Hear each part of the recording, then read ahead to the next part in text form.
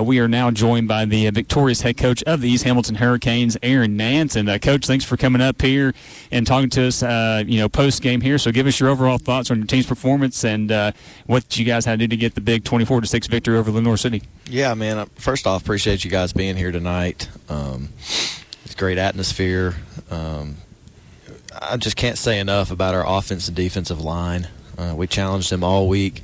The style of offense that Lenoir City plays, if the defensive line does what they're supposed to do, plays with physicality, we'll have a shot to win this thing.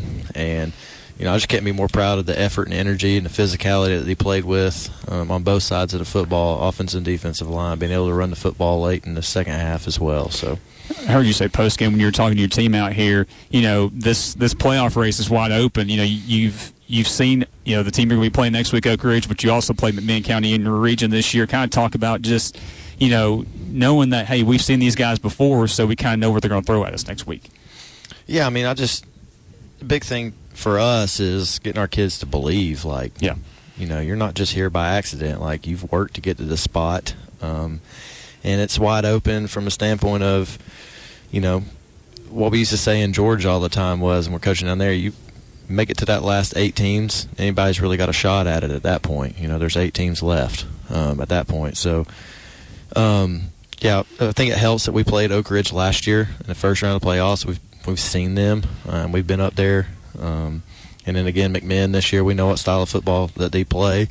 And we know it's going to be a challenge when there's 8 teams left in your classification. Everybody's good at that point. So, it's another opportunity. Got to put the work in, prepare this week, and see what we can do back up here on Hurricane Hill come next Friday. Yeah, you got that home field. That's got to be fun. You hear the name like Oak Ridge, and it carries such a tradition with it. So it's nice to have them here, I'm sure. Just talk about, prepping. Obviously, we talked to the players earlier about the prep for practice this week. You going to be running any quarterback this week in practice for the Oak Ridge prep? Oh, me? Yeah, you. I don't plan on it, no. I had myself playing quarterback on scout team this week, and then our booster club general over there, James Anderson, also played a little scout team quarterback as well because he played split back veer quarterback back in his high school days. So I was like, I need someone to come in here and give us a look at I love it. To do it the right way and show our kids a good look, get them prepared. We're stick to our routine, do what we do.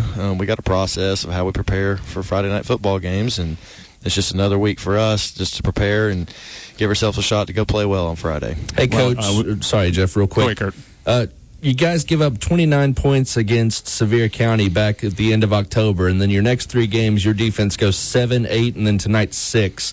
What's been the biggest adjustment for you guys on the defensive side of the ball to start this playoff run? A lot of it goes back to I feel like our coaches on the defensive side of the ball are doing a really good job right now of getting our guys in position. Gerald Jones, our defensive coordinator, David Barger coaching our linebackers. A guy named Carter Cardwell is doing a really good job. Come over from Saudi Daisy helping us. He's got a lot of experience at the college level as well. So we got some coaches that got a good plan together to get them prepared, and then our kids are just playing really hard, and they're understanding their assignments and doing their job and playing at a high level. And really, it starts with our defensive line. You get late in the playoffs like this, if you can stop the run and run the football, that's what gives you the best shot late in the season. So our defensive line, there's a lot of seniors up there. C.J. Drake, who you heard from earlier, at defensive tackle. You got Taylor Smith at defensive end, A.J. Wright at the other defensive end that are playing at a high level right now. So when we're able to control the line of scrimmage like we were tonight and last week as well, it really puts us in a good position. Well, you mentioned C.J. Drake. Kind of talk about, we had Jaden on here as well. He came on the scene last year in a big way.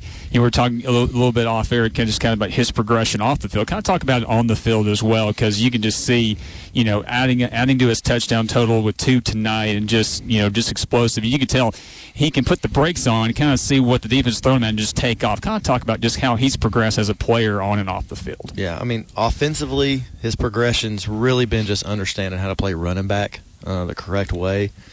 He hasn't played a lot of running back in his life. When I got here, he was a receiver. Oh, man. And we moved him to running back last year, and so with a young running back who's fast and knows he's fast, like a lot of times they always want to bounce runs outside and hit the sideline. It's like him understanding now, like the schemes of what we're running. Like not every play is designed to get to the sideline, and trusting your blocks and waiting for it to develop.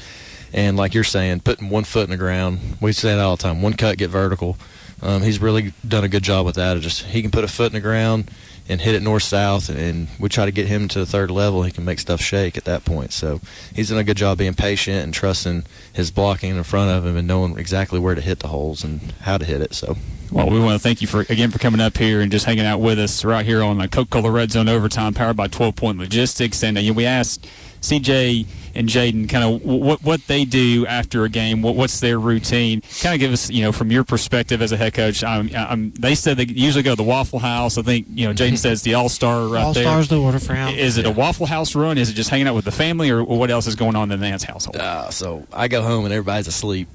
And then I start what my Friday night is. I can't sleep on Friday night, so I go ahead and sit down and get all the film uploaded and start doing stats, break down our film from Friday night so I can kind of put that to bed and wake up on Saturday to start working on breaking down the next opponent. So, I get home on Friday nights and it's all about our film, uploading it, watching it, tagging the stats, figuring out what we did well, what we got to improve on, so that way Saturday can start into the next opponent.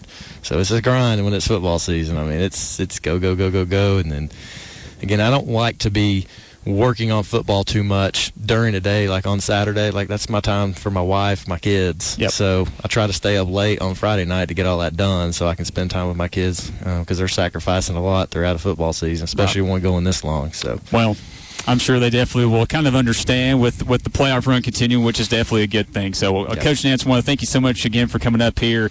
Good luck next week, and for the fifth quarterfinal appearance for East Hamilton School history. So, good luck next week against Oak Ridge, and go Canes. I appreciate you guys so much. Thanks for coming out.